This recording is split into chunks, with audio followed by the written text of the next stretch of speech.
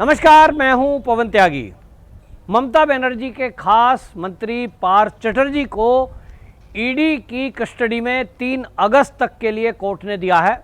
और इसके साथ आपको बता दें, जो पार्थ चटर्जी है उनकी निकटतम जो सहयोगी थी, जिसके घर से 22 करोड़ रुपए का कैश, सोना और विदेशी मुद्रा मिली थी, अर्पिता चटर्जी, उसको भी 3 अगस्त तक के लिए ईडी की कस्टडी मिली है। और इसमें आपको ये बताएं कि जो पार्थ चटर्जी हैं वो ममता बनर्जी के खास मंत्री हैं, और शिक्षा मंत्री रहते हुए जो उन्होंने घोटाला किया था वो एसएससी में शिक्षक भर्ती घोटाला, ग्रुप सी और ग्रुप डी की भर्ती घोटाला था। उस मामले में कोर्ट के जरिए सीबीआई को ऑर्डर मिला था कि इस मामले की जांच की जाए, और जब सीबीआई ने इस मामले में जांच की तो सीबीआई को शुरू में ही ऐसे कुछ सबूत मिल गए जिससे ये लगा कि जो ग्रुप सी और डी की भर्ती हुई है, जो शिक्षकों की भर्ती हुई है, उसमें घपला हुआ है, घोटाला हुआ है। जो एक्चुअल अभ्यर्थी थे उनकी भर्ती नहीं की गई और उसके बदले मोटा पैसा लिया गया है। और ये पैसा कितना हो सकता है, तो एक आइडिया सीबीआई ने ईडी को दिया है और ये बताया कि लगभग 100 करोड़ रुपए का घोटाला है। इसमें जब ईडी की एंट्री हुई तो ईडी ने इन सबको निगरानी रखा कि कौन कौन क्या एक्टिविटी कर रहा है। और उसी में आपको बताएं, अर्पिता चटर्जी का नाम सामने आया, क्योंकि जब पार्थ चटर्जी से जो पूछताछ हुई है उसमें पार्थ चटर्जी के घर जब ईडी ने रेड की, उसमें कुछ पर्चियां मिली और उस पर्चियों में कोड वर्ड में कुछ नाम लिखा था, 1 CR 4 CR। अब इसका डी कोड जब किया गया तो पता लगा कि इसकी जो निकटतम एक सहयोगी है, जो मॉडल रही है कभी, और वो अक्सर इनके पोस्टर में, फोटो में साथ साथ दिखाई देती थी। लोगों में चर्चा भी थी कि पार्थ चटर्जी के ज़्यादातर काम ये अर्पिता मुखर्जी ये संभालती है। अब अर्पिता मुखर्जी के घर जब ईडी पहुंची तो वहां से 22 करोड़ रुपए, सोना, विदेशी मुद्रा ये जो मिला, इसके साथ साथ वहां जो चीज़ें मिली हैं उसके जरिए आपको बताएं कि ईडी को जो कस्टडी मिली है कोर्ट से, वो सबूतों के आधार पर मिली है। 3 अगस्त तक की कस्टडी का मतलब है कम से कम 1 सप्ताह। अब ये जो अर्पिता मुखर्जी है और ये पार्थ चटर्जी ये ईडी के शिकंजे में रहेंगे। और आपको ये बताऊं कि कुछ ही घंटों में ये जो अर्पिता मुखर्जी है, जो पेशे से पहले मॉडल रही है, इसने कुछ ही घंटों की पूछताछ में ईडी को सारा राज उगलते हुए ये बता दिया कि ये जो 22 करोड़ रुपए, सोना सब कुछ मिला है, ये तो मंत्री जी का है और ये पार्थ चटर्जी ने मुझे दिया था कंपनियों में लगाने के लिए। अब ये अर्पिता मुखर्जी जो है कुछ शेल कंपनियां चलाती है जिनकी संख्या लगभग 12 है। तो 12 कंपनियों में फर्जीवाड़े तरीके से, मतलब कंपनी एग्जिट नहीं करती कहीं भी, फर्जी कंपनियां बनाई हुई हैं, दिखाने को करी हुई हैं और उनके नाम पे अकाउंट खोले हुए हैं। उनके अकाउंट में ये पैसा जाना था, पैसा इकट्ठा किया गया था, और जब ये बैंक में जाता या कहीं ठिकाने लगाया जाता, इसके पहले ईडी ने रेड कर दी। अब ये जो अर्पिता मुखर्जी ने ये सारा राज खोला है, उन्होंने कहा मेरा तो है ही नहीं, ये तो मंत्री जी का पैसा है। और मंत्री जी ने किस एवज में लिया है, तो साफ है कि भर्ती घोटाला हुआ है, भर्ती की एवज में लिया गया। उसने ये भी बताया कि इसमें कई प्रॉपर्टियां ऐसी हैं जो प्रॉपर्टियां खरीदी गई साझा मंत्री जी के साथ मिलकर। अर्पिता मुखर्जी ने कई फ्लैट, कई प्लॉट, कई जमीनें खरीदी हैं। और इसमें आपको बताएं, चौंकाने वाला जो सच सामने आया है वो ये कि जहां ईडी ने रेड की थी, वो जो रेड हुई है अर्पिता मुखर्जी के घर, वो प्रॉपर्टी वो संयुक्त रूप से खरीदी गई और उसमें ममता बनर्जी का भी नाम है। अब सवाल ये है कि ममता बनर्जी का नाम प्रॉपर्टी में आता है, और उस प्रॉपर्टी में जिसमें घोटालेबाज जुड़े हुए हैं। और उसमें एक और बताएं, ये जो पार्थ चटर्जी के घर जब रेड हो रही थी ईडी की, उस समय पार्थ चटर्जी ने कई बार कॉल किया था ममता बनर्जी को।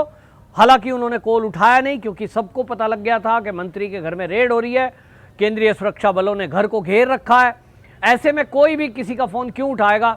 ममता बनर्जी ने भी फोन नहीं उठाया। लेकिन ईडी की जो चार्जशीट तैयार हुई है, जो उन्होंने अपना पत्र तैयार किया, कोर्ट में सबमिट किया है, उसमें बाकायदा इसको मेंशन किया है कि 4 बार कॉल की गई ममता बनर्जी को, और ममता बनर्जी का साझा इसमें है, इसका हमें पूछताछ करना है। दूसरा, ईडी ने कोर्ट में जो तथ्य रखे, उन्होंने ये कहा पीएमएलए कोर्ट में कि इसमें जो घोटाला है वो लगभग 100 करोड़ का है। अभी मात्र 22 करोड़ रुपए और कुछ करोड़ रुपए का सोना ये मिला है, बाकी बरामदगी करना बाकी है। तो लगभग एक अंदाजे के अनुसार ये माना जा रहा है कि लगभग अभी जो है 70 करोड़ रुपया रिकवर करना है, और ये बहुत बड़ी राशि है। किसी राज्य में घोटाला करके ये 70 करोड़ रुपया रिकवर करना, और कहा यह जा रहा है कि ये तो एक घोटाला है, एक भर्ती, एक विभाग की, एक मंत्री की। ऐसे जितनी मंत्री के घोटाले, मंत्री के भर्ती हुए, मंत्री के तहत जितने मंत्रालय हैं, सब में इसी तरह पैसा लिया गया है, घूस ली गई है। यहाँ आपको एक और बताएं कि ये जो पार्थ चटर्जी ने खरीदी थी, ये जो अर्पिता मुखर्जी की प्रॉपर्टी है, मकान है, वो 2012 में खरीदा गया। ये 2012 में खरीदा गया, इसमें संयुक्त रूप से नाम डला है। इसी तरह आपको बता दें, इसमें अभी बचने के लिए पार्थ चटर्जी कुछ बहाना ढूंढ रहे थे, सीने में दर्द बता रहे थे। और जैसा मैंने पहले भी कहा था कि ज़्यादातर नेताओं की स्थिति हमने देखी है कि राज्य के अस्पताल और डॉक्टर सब उनके दबाव में होते हैं, और अचानक अगर रेड पड़ जाए, इनको कोई केस में सजा भूल जाए, तो इनके सीने में दर्द हो जाता है, किसी के सिर में दर्द हो जाता है। मतलब कुल मिलाकर बहानेबाजी करते हैं। डॉक्टर के सहारे से एक रिपोर्ट तैयार करा लें कि ये बीमार है। भाई, किसी को अगर अचानक से जेल मिल जाएगी, किसी के करोड़ों रुपए जब्त हो जाएंगे, आम आदमी के सर में दर्द तो हो ही जाता है। अब ये सर दर्द को बड़ी बीमारी बताकर और ये कुर्सी पे बैठ जाते हैं, व्हील चेयर पे। ये नाटकबाजी करने में नेता लोग ऐसे माहिर होंगे, ये कभी हमने सोचा नहीं था। लेकिन पार्थ चटर्जी ने ये ड्रामा किया, ये ईडी के सामने ज़्यादा चल नहीं पाया, क्योंकि मैंने पहले ही कहा था, ईडी जो है वो केंद्रीय एजेंसी है, और उसके अंडर में केंद्र के अंडर में एम्स आते हैं। और हुआ भी यही कि पार्थ चटर्जी ने जो ड्रामेबाजी की और अस्पताल में भर्ती हो गए। डॉक्टरों ने तो कह दिया भाई हालत ख़राब है, वो तो कह ही देंगे। तो ईडी जो है एम्स में चली गई, और एम्स भुवनेश्वर एम्स में जब लेकर के गए, मंत्री जी का वहाँ चेकअप हुआ, और डॉक्टरों ने जो चेकअप किया, वो जो वहाँ के डायरेक्टर हैं डॉक्टर आशुतोष विश्वास, उन्होंने कहा कि कुछ बात नहीं है, कोई ख़ास नहीं है, दर्द हुआ था और वो एंजाइटी से हो जाता है, कई बार गैस से हो जाता है, लेकिन इसमें कोई घबराने की बात नहीं है। हालांकि एहतियातन हम डॉक्टरों की टीम हर 48 घंटे में भेजते रहेंगे। भाई, मामला मंत्री जी से जुड़ा है तो जांच करते रहेंगे। बहरहाल ये इतना सीरियस केस नहीं है कि इनको एडमिट किया जाए या ये चल फिर ना सकें। तो कुल मिलाकर के मंत्री जी का वो ड्रामा भी विफल हो गया। जो वो कोशिश कर रहे थे कि मेडिकल ग्राउंड पे उनको छूट मिल जाएगी, कुछ दिन उससे ईडी ना पूछताछ करे, फिर वो कुछ सबूत मिटा दें, राहत मिल जाए, ऐसा हुआ नहीं। दूसरा, जो ये पार्थ चटर्जी फोन कर रहे थे ममता बनर्जी को, उम्मीद थी ममता बनर्जी बड़ी लीडर है और बड़ा गाली दे देती है मोदी को, अमित शाह को, सबको घेर लेती है, विपक्ष की एकजुटता के लिए काम कर रही थी, शायद बचा ले, और इसलिए फ़ोन कर रहे थे। लेकिन ममता बनर्जी का जो बयान है उससे तो सब लोग चौंक गए। ममता बनर्जी ने कार्यक्रम में ये कहकर सबको चौंका दिया कि यदि किसी ने घपला किया है, घोटाला किया है, भ्रष्टाचार किया है, तो उसकी जल्दी से सुनवाई करो और ऐसे व्यक्ति को उम्र कैद दे दो।